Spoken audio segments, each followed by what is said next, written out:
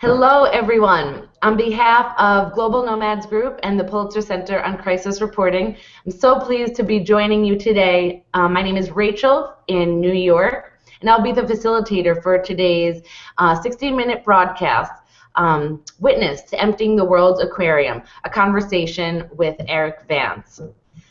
So, we have 3 schools joining us live throughout the country, and we'll have introductions from each of them before we begin the conversation. If we could have introductions starting with Housatonic Valley, go right ahead. Thanks. Hi, everybody. I'm Evan Taylor from Housatonic Valley. It's in Falls Village, Connecticut. We're Miss Sheasel's civics class, and one interesting fact that we learned while researching was that at the current pace of overfishing, all the world's fisheries will collapse by the year 2048. So, not a happy fact, but anyways, thank you.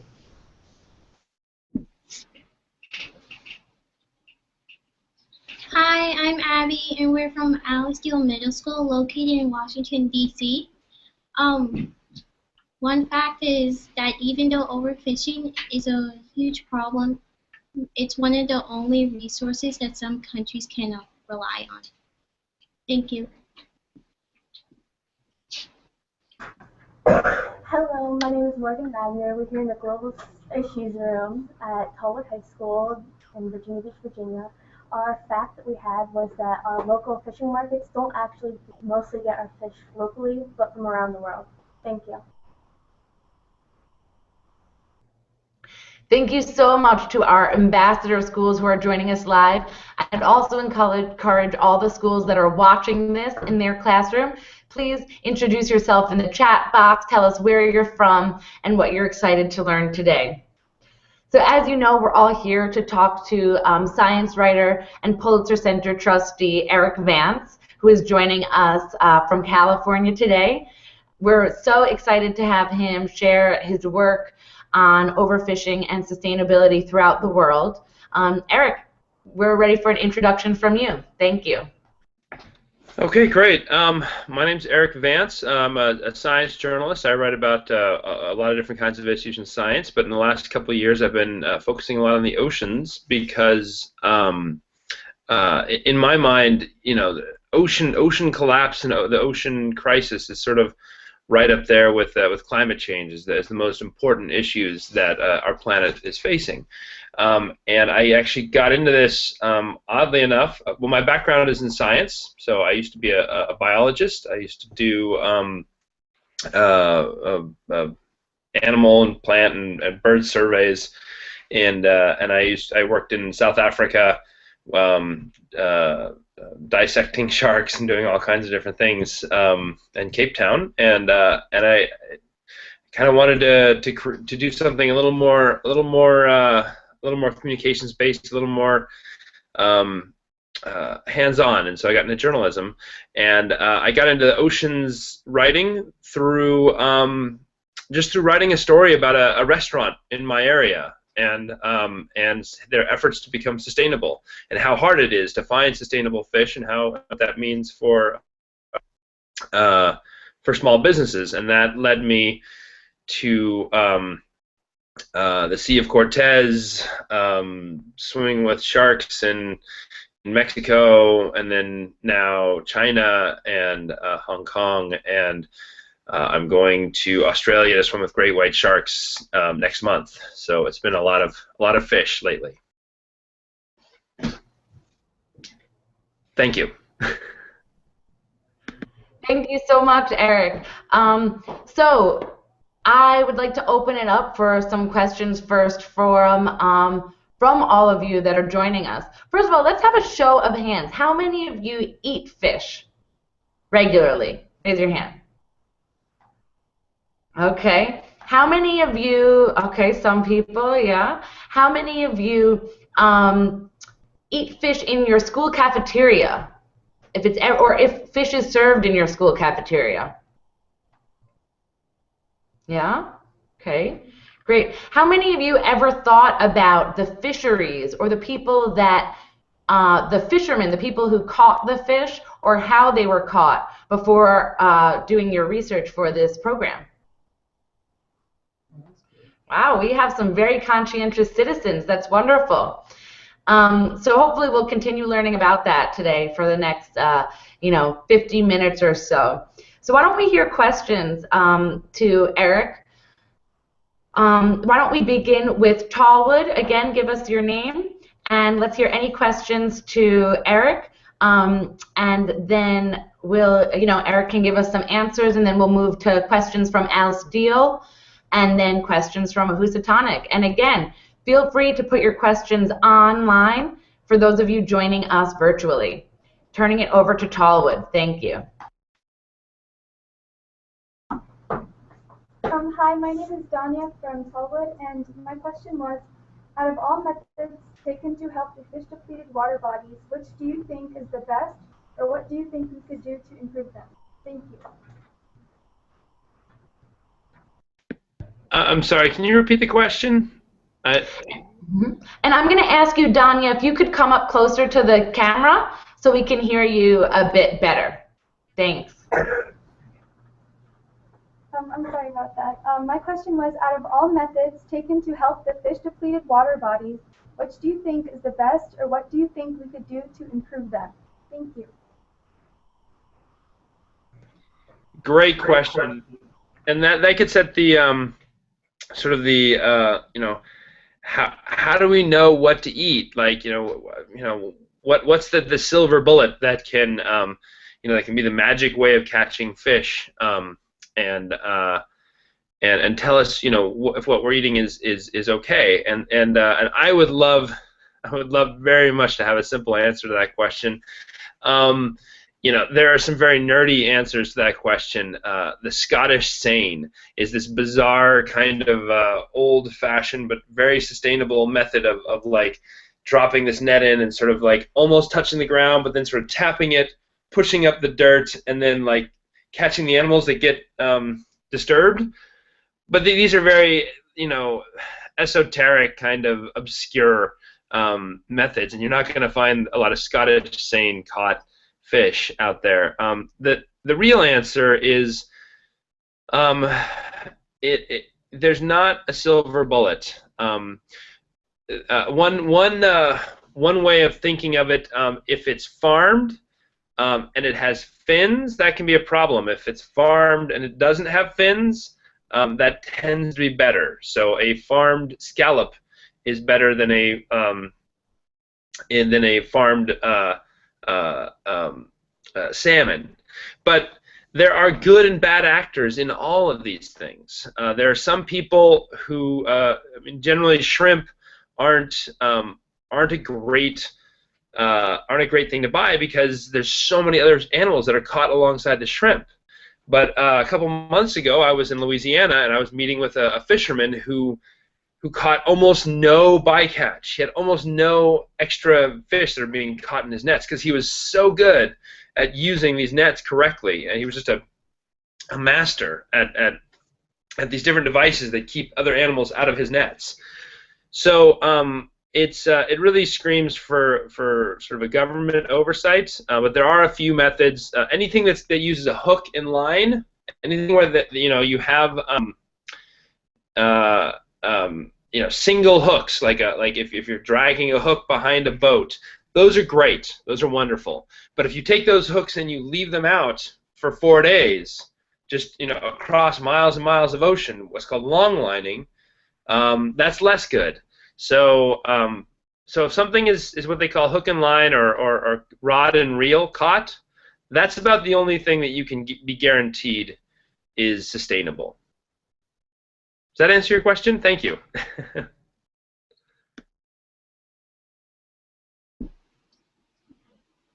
So, my name's Zoe, and I was just wondering if, I wanted to know how fast the animals would be hurt by the one species of fish disappearing that they would like. Like if salmon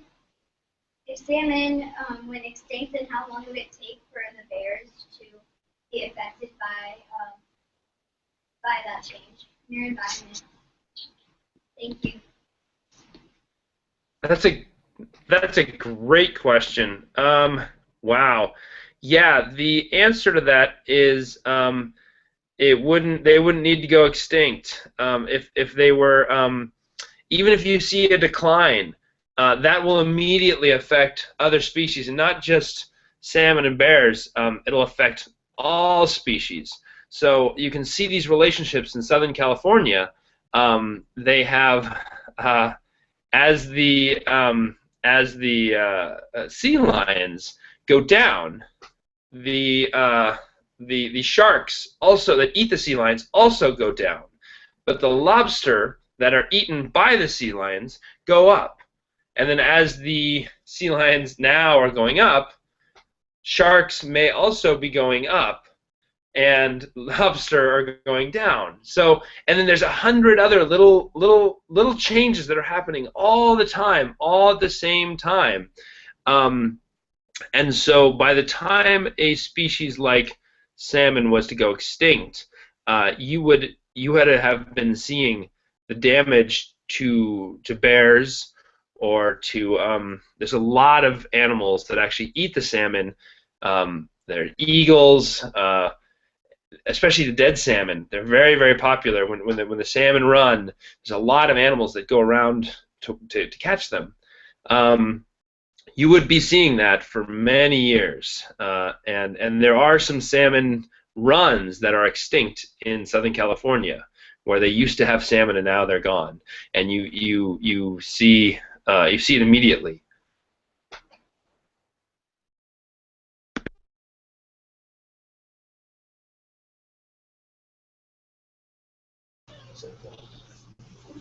Hello, my name is Kimberly Kinsman, and my question is, what kind of global impact have you seen personally from overfishing? Thank you. That's a great question. Let's see here. Is this from Housatonic? Okay. I've seen a lot. Chances are you have too. It's the thing about a lot of these effects are. Do you guys know? Have you guys ever heard the story about the frog in a pot of boiling water? Raise your hand if you've ever heard that analogy before. Anyone? There we go. One. All right. In the black. And Housatonic off to the right. What's the thing with the frog in the boiling water? Hi, I'm Eric. And the idea is that if you put a frog in a pot of boiling water, or if you put a frog in a pot of cold water and slowly bring the temperature up to a boil, the frog will die without ever jumping up because it won't notice the temperature increase because it's so slow. Thank you. Exactly right. And that's so if you take a frog and you put it in boiling water, it won't stay in there because no one likes boiling water. But if you turn it up slowly, he'll die. He'll sit in there and he'll never notice. And that's what we call sliding baselines or changing baselines. It's sort of the idea that if you do something slowly, people won't notice the change. You won't notice that. I mean, how many of us are upset that there's no more wild buffalo running across the prairie? Well, none of us, because we've never seen that. Well, yeah, maybe Eric, but most of us have never seen that before, so we don't know what we're missing. So a lot of these changes, they're slow and they're hard to notice. That said, when you travel through parts of the Sea of Cortez and you read about people like John Steinbeck who went there 50 years ago, more than 50, 60 years ago now, and what he saw there, and then you talk to older fishermen, those are the people who tell you what's gone. You know, and they talk about these giant fish that they used to catch that are gone now. And you go to these places that used to catch many, many fish, and now they're just catching jellyfish, which are, you know, and they don't make very much money on the jellyfish, and they've basically taken over the role that a lot of those other fish had. That's the only way you can really see the effects of these collapses is by talking to people who've been there for many years, looking at old data. and then trying to imagine what it was like. I mean, the Sea of Cortez used to be so so full of life. That's why they called it the Aquarium of the world. And today it just isn't that way. And then there's another way you can do it, which is, and this happened in a place called Cabo Pulmo, which is near the bottom tip of Baja as it comes down near midway down Mexico.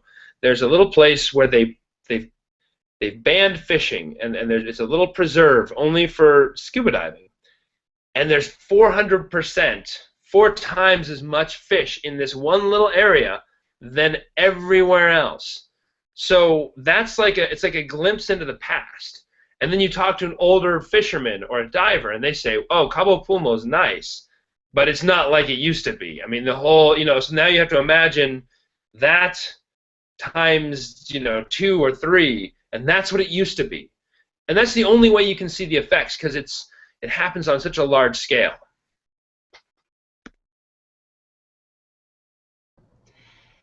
Thank you so much, Eric. That's giving us a really good picture of what is going on with fisheries around the world, especially in Mexico. I want to again just mention to our viewers, please say hello in the chat box and ask us questions. Eric would love to answer your questions. I know we have Lynn Blue Math and Science Academy, so we're looking forward to including your questions as well. Eric, maybe you could tell us a little bit more about what you've seen in the Sea of Cortez and how the people there are reacting to the decreasing fisheries. And then we'll go for another round of questions from our schools. Thanks. Sure. Yeah. Well, for many years, the Mexican government, in order to avoid making it obvious that that there weren't as many jobs as they used to have, would push people into fishing. So, if a production plant closed down, the government would say, "Well, here, you can have a free boat." Or a free engine for a boat, and you can become a fisherman, and that's what. Then you're not unemployed. Then you have a job.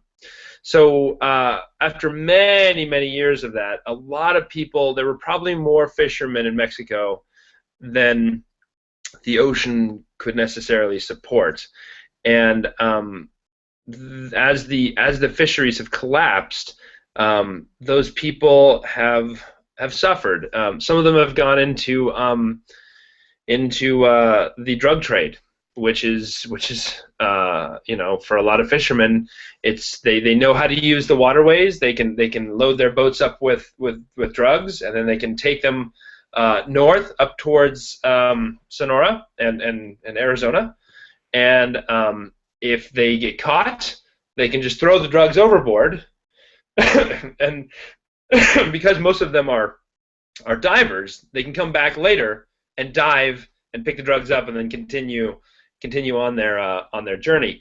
So in other ways, young people have stopped getting into fishing, and a lot of the fishermen who are fishing, they just don't make that much money anymore. So that's very much the human impact. There's a lot of indigenous communities that have had to adapt. They've started.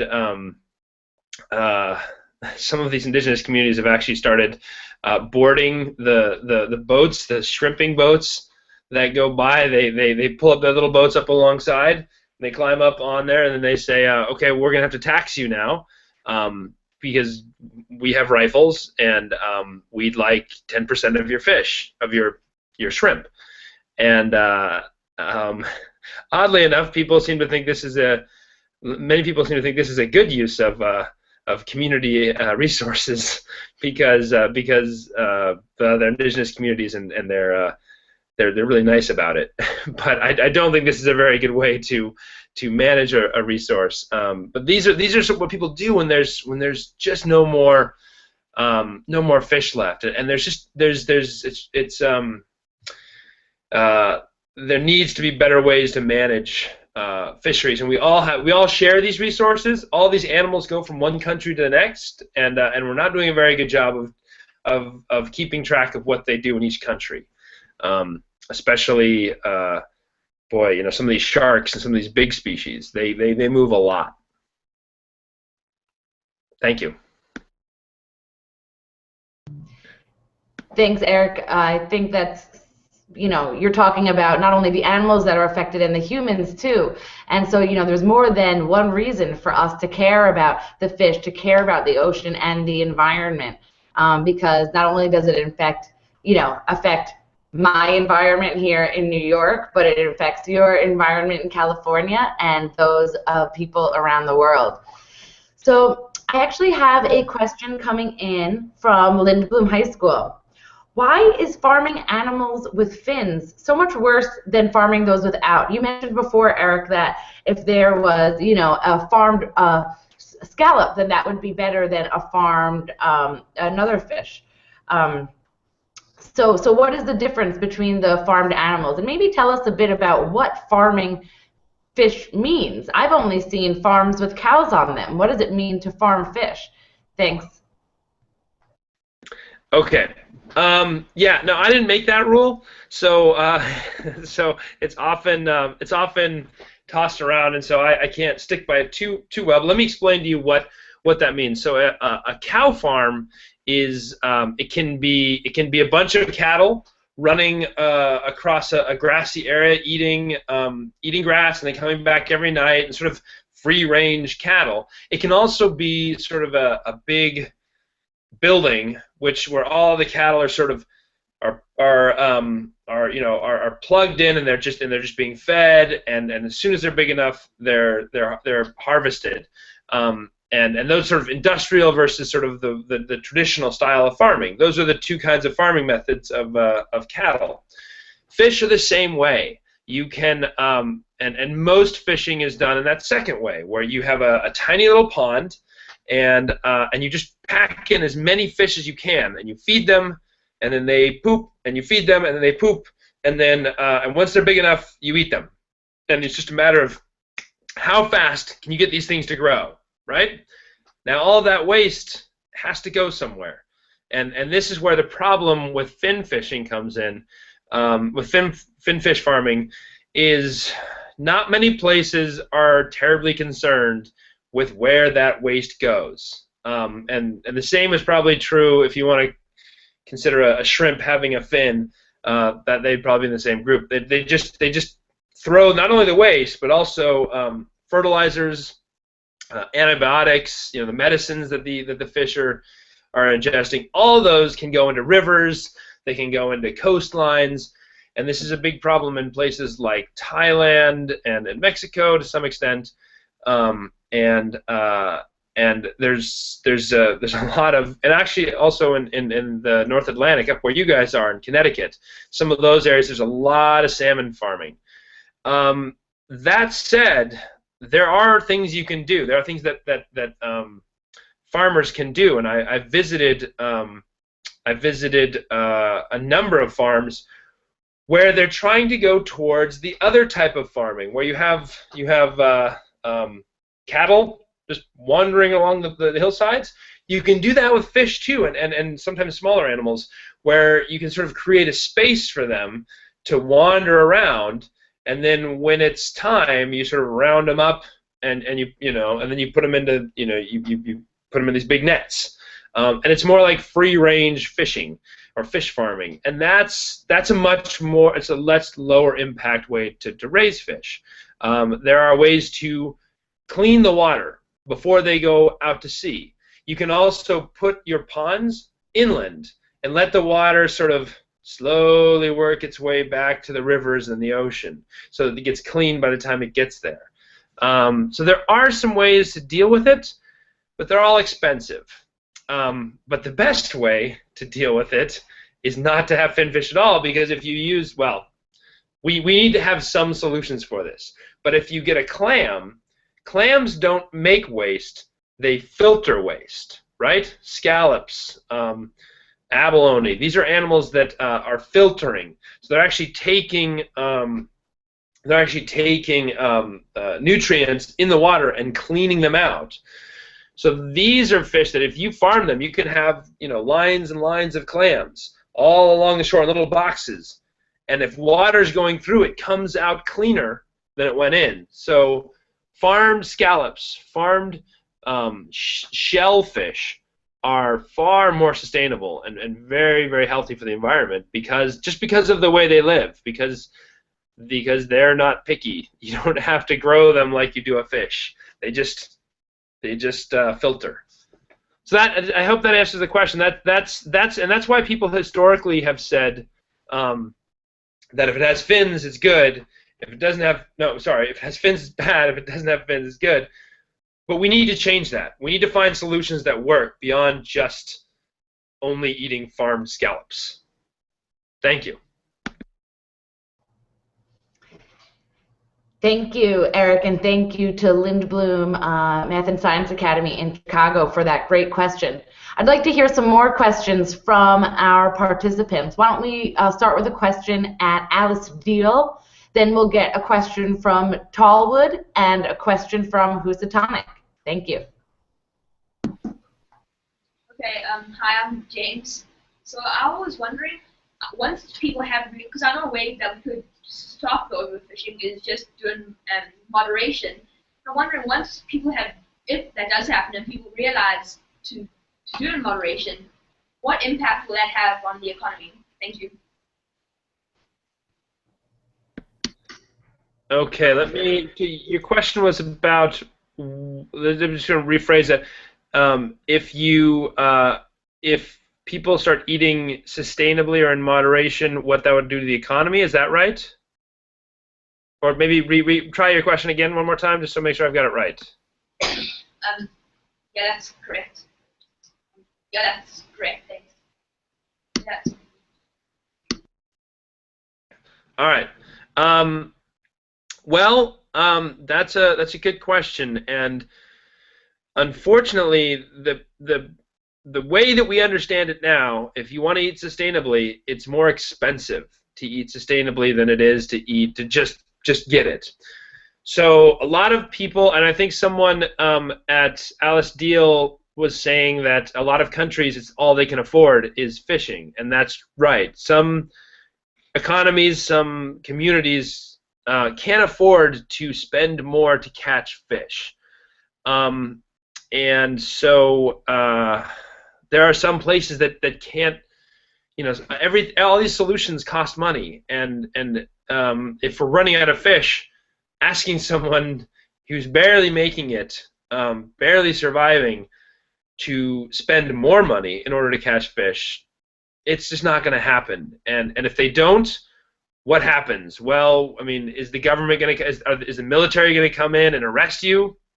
No. I mean, a lot of these places, you know, it's not like there's a policeman on the corner who's checking on people. And in Mexico, where I was, if you want to break the law, no one's going to stop you. So there needs to be ways to encourage fishermen to do it on their own. And one of those is for us, people who have the money, to be willing to spend more for fish that's caught correctly. So then they can send it out to other countries where there is a demand. So that would involve me being willing to spend another $1 for my meal. And if we can, and if countries that have more are willing to pay more, then then people who have less can take the extra time to do it in a more sustainable way. So that's one solution. The other solution is to have cheaper ways of doing it well. We need to have cheaper solutions for sustainable fishing, and those are out there. And there are so many very, very clever people. And there's like I said with the fishing rod.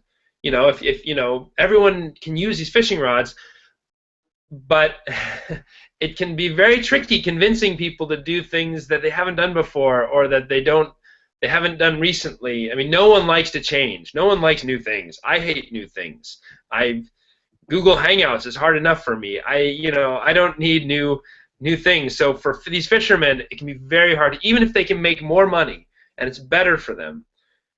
To convince people to change is very hard. So what's going to happen if we don't make changes, the number of fish will go down, and the cost of those fish will go up because there'll be less and less fish, and the fish that we eat will become less and less tasty. We'll find less and less of these delicious fish that like tuna.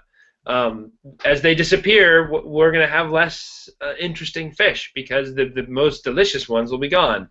So we have to find these solutions, and a lot of it is economics, and we need, and a lot of it might involve us in the first world paying a little more for our fish.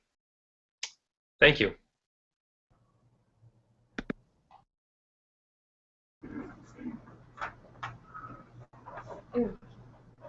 Hi, I'm Miriam.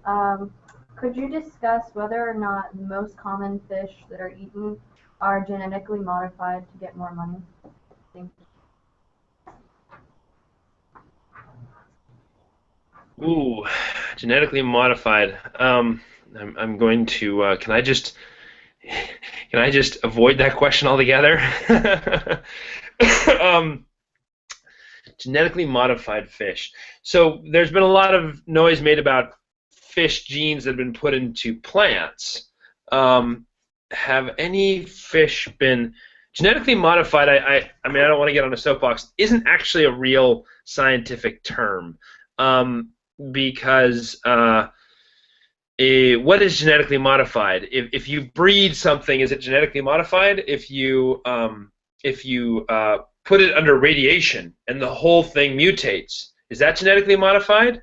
But if you take a single gene and you take it from one creature and put it into another one, that right now that's genetically modified. So if you irradiate something and it mutates, that's not genetically modified. That is organic. And so I have a hard time with the term genetically modified. To my knowledge, no widely used fish are like genetically modified in terms of gene splicing, but I'm trying to think of the ones in Scotland. Boy, I don't know. It's a very good question.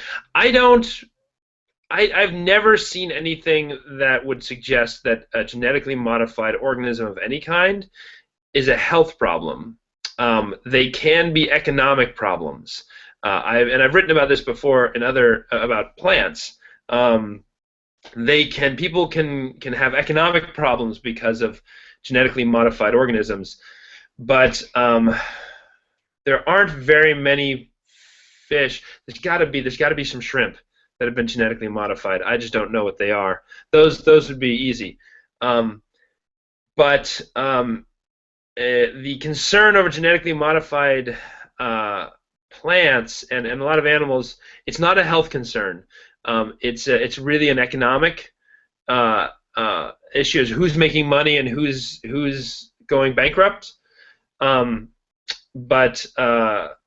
then people obviously use fish genes in plants, but I have not heard of a large group of genetically modified seafood. Ooh, but there are a lot of breeding. There are a lot of breeding paradigms especially for shellfish, and that's, I don't know if that counts as genetically modified. But if you breed, year in and year out for more cold water, more warm water shellfish, that's very, very common. But I don't think that's what you're asking. Sorry. Thank you.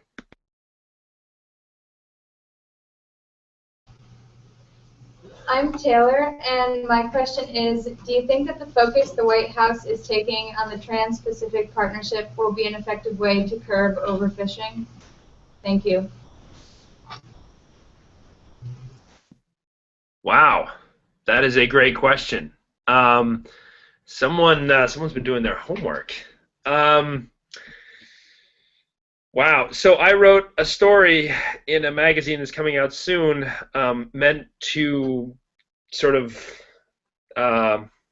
play with this right now. I don't want to criticize. It's so hard to get politicians to pay attention to these ocean issues, and the fact that there is a task force. So, I assume you're talking about the task force. For everyone else, there's been a task force. The Obama administration opened up a dialogue or an opportunity for changes, policy changes. These are changes that mostly that the White House can do on its own, but some that might also be through Congress, to not only help the fish populations around the United States, but also the way that we trade fish with other countries, especially illegally caught fish or fish that are caught in bad ways that are harming the ocean populations. And there were a number of recommendations that came out of that, and I think that's great. I think we need to do that. I think we need to keep doing that. And I don't want to brag. I'm an American, and American fishermen are some of the best, most sustainable fishermen in the world. And when we catch fish, we do it really well. Alaska, there is no place in the world that catches fish as well as Alaska. Do we have an Alaskan in there with a bow tie? Is it an Alaskan? Or is oh? So we got an Alaskan. Eric's an Alaskan. I mean, we're a global model. The problem is we only 5% of what we eat is from our country. We're eating everyone else's fish. And the fish we catch is very sustainable. So I think that the rest of the world could learn a lesson. And again, this is a terrible thing to say, but the rest of the world could learn a lesson from the way that we catch our fish. The rest of the world should not learn a lesson from the way that we buy our fish, because we are eating everyone else's fish. So some of these proposals, it's a first step in reanalyzing the way we are acquiring our fish. Who's giving us our fish? It's like walking out in the street and saying, "Hey, I want a TV," and some guy says, "Hey, I've got a TV, only slightly used," and it's like, "Where'd you get that TV?" Don't worry about it. Don't worry about it. Just, do you want it or not? It's a good price. We need to stop doing that. We need to stop saying, we'll just take it from anywhere. And there's some early steps that I'd say the Obama administration and some of these task force recommendations are early steps to rethinking what we allow to come into our country. What we catch here is great. How we decide what comes in and what we buy, this is a first step. We're going to need a lot more. And with China is now this massive market. They eat 10 times. They eat more fish than the next 10 countries combined. What we do may not have as much of an impact as what China does. And so these conversations, especially across the Pacific, that's going to be the future of our ocean. So I'm not going to criticize anyone who's making those first steps. Let's keep them going. Thank you. Great question, by the way. Great question. Yeah, great questions, and it's awesome to hear from all of you, students around the country about why this is important to you and what you want to learn more about it. And now in our conversation, I'm going to turn it over to you. I know that in your classrooms you are studying where fish is being sold in your community, whether it's at your school cafeteria or at a restaurant or a fish market or a supermarket.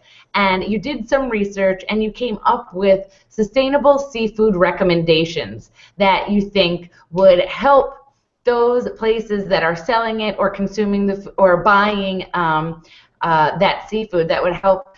These recommendations would help the seafood selling or buying become more sustainable. And we'd like to hear from you. This is a way that you are taking action, students, around the country.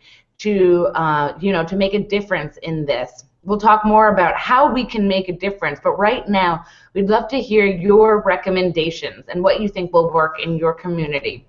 So why don't we hear from a recommendation from Tallwood, then Housatonic, then Alice Deal, and then I'd love to hear from Erik any comments or questions you have for our awesome students about these recommendations and how they could be used.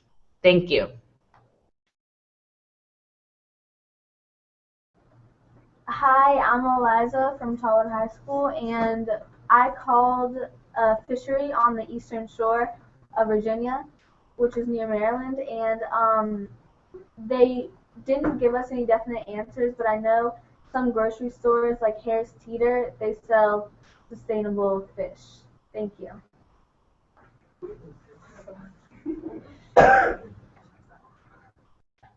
Thank you, Eliza. Do you have any recommendations for those, for people buying fish in your community, or recommendations for those supermarkets about how to continue, or for even the fishery that you spoke to?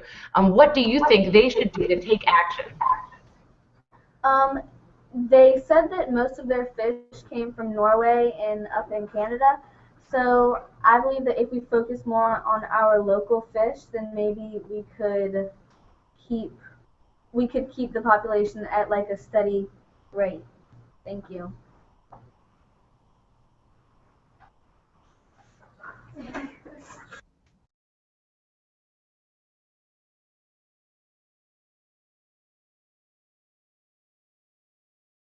Should I hop in there with any comments, or wait till the end? Erik, if you have any comments, feel free to hop in. So we'll hear from Erik, then we'll hear from Housatonic, and then any comments, and from Alice Deal. Thanks. Well, I was just going to say that's great, and definitely asking. The way I got started in this was doing the exact same thing, just calling up restaurants, calling up fish markets, and just asking them where they got their fish. And Norway and Canada tend to be very sustainable, and they tend to have a lot of laws in place. The next question that a good journalist would ask is, that's great, how do I know? Do you have any kind of evidence of chain of custody? And you can be very polite. You don't have to be. You can also be a jerk about it if you want. I know people who do that, but you don't have to. You can be very polite and say, well, that sounds wonderful. Do you have any chain of custody, or do you have any? How do I know for sure that it came from Norway? It looks the same. And they say, well, trust me. That's a good sign that well, Norway fish are very expensive, and maybe it's not actually from Norway. This is very common. I'm not saying that your local fisherman is doing, your local fish market's doing that, but it's I've done this at Whole Foods, which is a very large chain. And I say, okay, where's this fish from? Oh, it's from Alaska. It's very sustainable. Really? Do you have any evidence of that? Here's a number. What do I do with this number? We don't know. But this is the number that goes with it, and then you call it. The number doesn't go anywhere. So there's these lots of different ways to hide these things. But this may not make a difference. But if you're interested, you can always ask, how do we know? Do you have any paperwork on that? And it's fun to see how people respond. But that's a great start. It's a very good start. One thing, we looked at a local grocery store and the fish that they sold, and they were actually unaware of where a lot of their fish came. And I think it sort of raises an interesting point about the consumer's obligation when purchasing fish. I think a lot of it has to do with public awareness. If the supermarket themselves doesn't know where the fish is coming from, consumers obviously have no way. So I think a lot of it is on consumers themselves to sort of push for more knowledge of where the fish comes from. Because obviously that their money comes from the consumers, and they have a very strong voice in this aspect. So I think more consumer power would definitely sort of help this issue.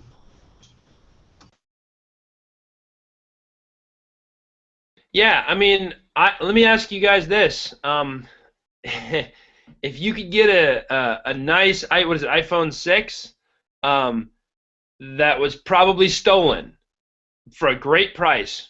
Would you want it? Would you buy it? Raise your hand if the answer is yes. You guys are all lying right now.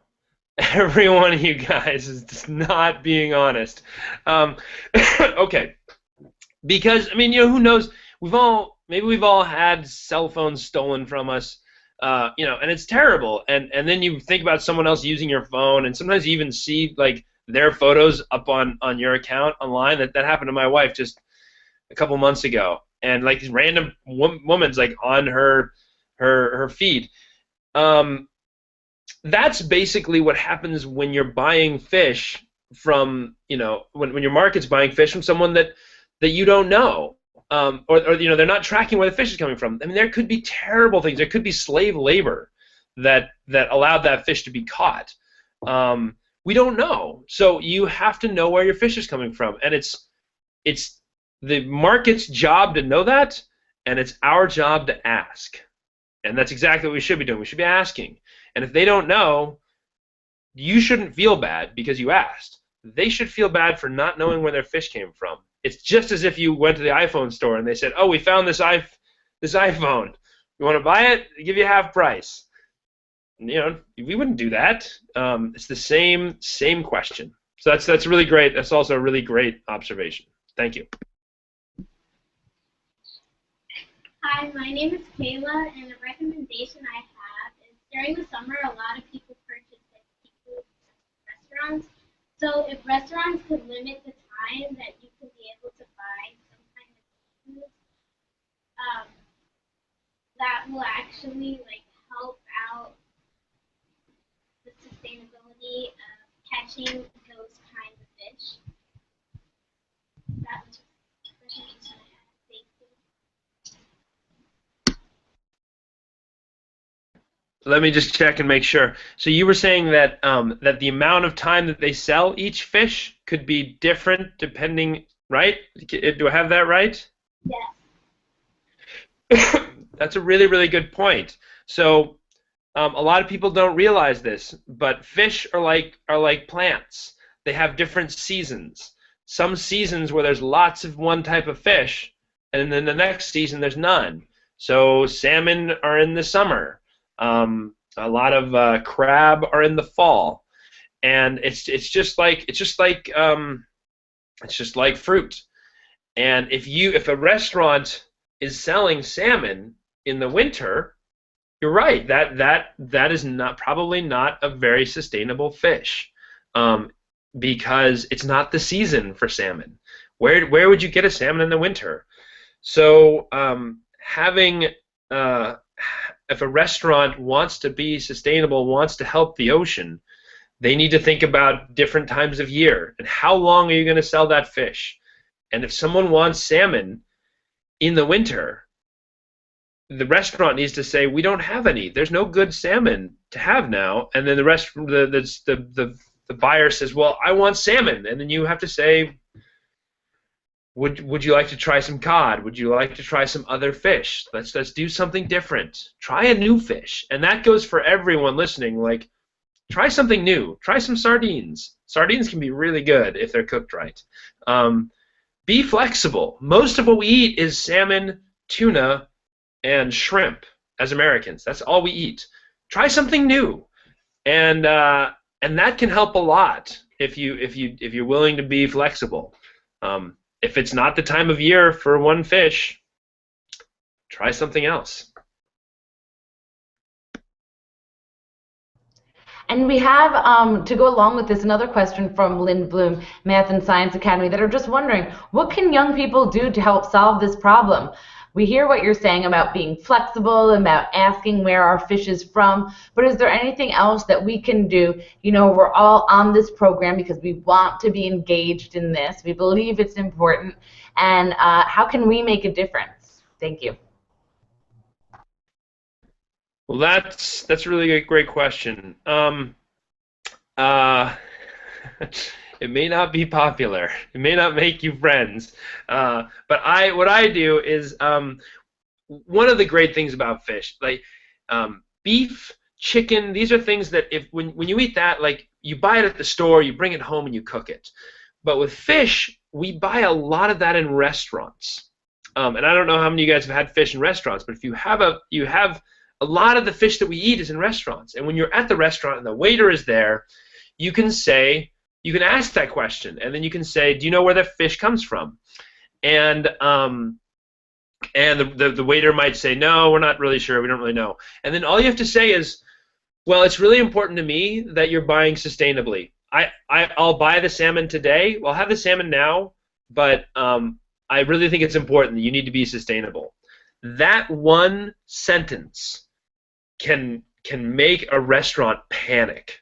It can be hugely powerful because restaurants have a very narrow margin of money that they make. And if they start thinking that people are worried about this and that they may not shop at their restaurant or come to their restaurant because of the type of fish they buy, they will go out the next day and start looking for other options. It's very powerful to go to a restaurant and say, okay, you don't know where your fish comes from, fine, but next time I want to know. This is very important to me, and I'm here with my family or I'm here with my friends, so okay, but next time you should really know. That can change a restaurant. Like I've heard stories of restaurants changing just from one person saying that because they get so frightened that maybe they'll lose customers. So that's a very powerful thing that we can do. Restaurants can do that. They can change. It's not hard. They just have to try. And it takes someone saying, this is important to me. Go out and figure it out. Lots of websites. You go, and you find out where to find the good fish. So that's one thing. And another thing is, you know, if you like the oceans, just start learning about which fish, and there's a great app called the Monterey Bay Aquarium Seafood Watch app, and you can find it pretty much at the App Store, or you can go online and just look at their website, and that is a great resource that you can look up fish before you buy them or before your mother buys them, and find out where they come from. If they're green, which is good, yellow, which is only special occasions, or red, which is don't eat. And you just start. You don't have to know all of them. There's so many fish in there. Don't worry. Just your favorite fish, shrimp, just shrimp, or whatever you think, whatever you want. Start getting to know them, because what's on the plate is related to what's in the ocean. And when you go swimming, think about the different fish that are in that app and that are on the plate and that are swimming around you. And just getting comfortable with that will go a long way. Over time, you'll find yourself becoming aware of the world around you. And it's really fun, actually. When I've done this with magazines, it starts out sort of like, oh my God, there's too many fish. I don't want to keep track of it all. And then by the time the people who are working for the magazine are done putting these stories together with me, they're all so excited. They're like, oh my gosh, there's summer flounder, and there's all these different fish, and they get very excited because this is Finding Nemo. This is there's lots of different animals, and they can learn. You can learn so much just by looking at what's on different plates. So just get comfortable with the animals that are out there and the animals that are available to eat, and what that means. And that Monterey Bay app is the Seafood Watch is a really good place to start. Just start looking up different fish and finding out if they're sustainable or not. Thank you. I hope that answers your question. Yeah, thank you. We're coming down to the end of our time here, and I'd like to hear from each of our groups of students again about what motivates you to take action and to bring this to the attention of your classmates, maybe your parents, your teachers. What about this issue is really motivating you to act? And then we'll hear a conclusion and wrap up from Erik. So let's go maybe from Housatonic, Alice Deal, and then Tallwood. Thank you. Hi, my name is Hannah Shevchenko, and I'm from Housatonic. And I don't eat meat in general, but knowing that certain species of fish could be extinct in my lifetime is obviously very frightening, and it's something I think we're seeing more as time goes on. Thank you.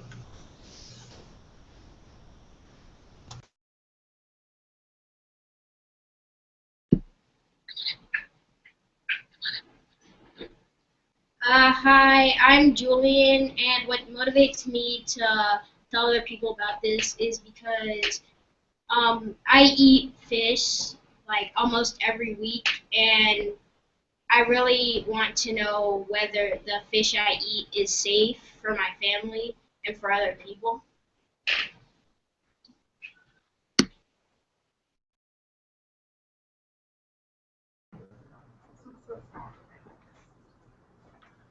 Hi, my name is Danya, and what motivates me to want to spread the word about sustainable fish and things like that is because I live on this earth now, and I want, since I go to Global Studies World Languages Academy, diversity in all things is important to me, and also because we will have lots of generations of people coming after us, and while we get to enjoy salmon, shrimp, tuna, tilapia, all of those things, I think it's pretty important that we think about the future generations so they can enjoy the same luxuries that we do.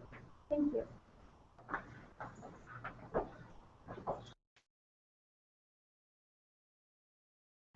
Wow. All of your motivations are so inspiring, and I think you remind me and everybody here at Global Nomads Group also why this is such an important topic for us to talk about.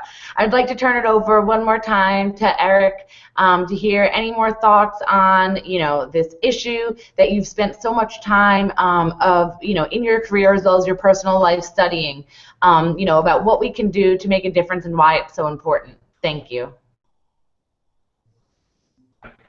That was, you guys. I wish I could just cut and paste all of you onto so many of these communities that I go into, because you guys are so thoughtful about this, and it seems to be. I mean, this is where we live, and this is the most important, one of the most important environmental issues of our lifetime. It's there was a vegetarian from Housatonic, I think. And that's great. I mean, there's no question that being a vegetarian is a great way to have a minimal impact on this earth. I will never be a vegetarian. I just love meat, and I am a carnivore, and I need the protein. I'm very, very tall. I burn a lot of energy, and I need the protein. And I've tried to be vegetarian, and it just I ate a friend of mine. It was really embarrassing, and so I decided, okay, it's either cannibalism or I'm going to be a meat eater. So the question then is, how do we do it? How do we do it responsibly? And there's no question, fish is a wonderful source of protein. It's really healthy. It's delicious, and the fatty fishes like tuna, oh my God, they're amazing. So it's healthy, it's good for us, and it makes me happy. How can we do that? How can we do that responsibly? And that's really the question that we and you need to come to terms with, because this is not a legal issue. There's no legal definition for sustainable. This is a moral question. What's important to us? What do we want to have? When you watch the movie Finding Nemo, or you watch these movies like a documentary underwater, what do we want the underwater to look like for the future? Is it a sad thing if hammerhead sharks disappear? Are we upset if bluefin tuna no longer are found in the Atlantic Ocean? I think that's our job. Our only job is to make sure that what we pass on to you guys, and what you guys make sure you pass on to the next generation, is something similar to what was given to us. And so I think I'm running out of time here, but that's the question we all need to ask ourselves. And if it means being a vegetarian, excellent. If it means being a carnivore, think about how you're a carnivore and what choices you can make. Thank you so much. And we are at the end of our time, and on behalf of Global Nomads Group and Pulitzer Center on Crisis Reporting, it's been a pleasure to work with all of you. Eric, thank you so much for joining and giving us so much information. And I challenge all of you, the students of Housatonic, of Tallwood, of Alice Deal, of Lindblom, and of everybody else that's watching. I challenge you to be those responsible consumers, responsible carnivores, as Eric is saying, and to influence the people around you to do that as well. You've done a great job motivating all of us, and we look forward to continuing, to learn and to become responsible global citizens with you. So thank you, everybody, and have a great day. Thank you. Bye. Bye.